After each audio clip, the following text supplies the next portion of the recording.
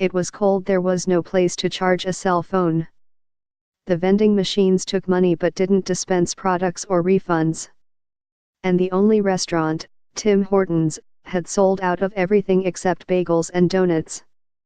The Niagara Frontier Transportation Authority's downtown bus terminal was filled with dozens of weary, waylaid travelers Saturday night, after Greyhound bus experienced driver shortages and hours-long delays up and down the East Coast. And those travelers were not happy. Passengers said the travel delays they experienced over the past few days were bad enough, but the customer service and wait conditions they've faced as a result have been a nightmare. They described buses without heat, nasty drivers, and unnecessarily rude, mean customer service agents. Among those in Buffalo's terminal, there were as many horror stories as there were passengers. Some had to take extra time off from work, others missed flights and special events, and some were traveling days longer than planned for with small children. A Greyhound spokeswoman said the bus company was doing the best we can with the resources we have available at this time.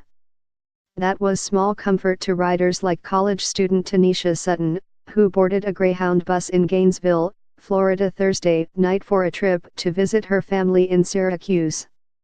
She said she was delayed 3 hours in Nashville, 6 hours in Cincinnati, and 7 hours in Buffalo.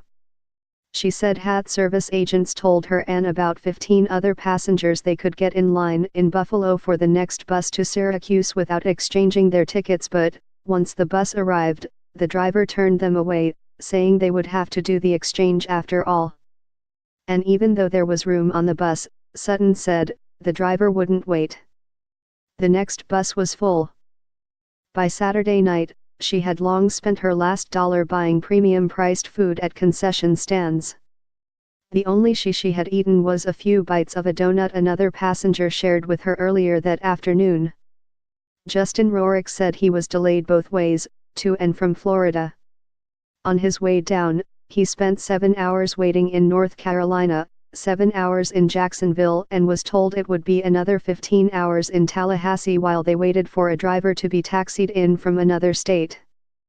Rorick opted to pay $300 for a car to take him the rest of the way instead.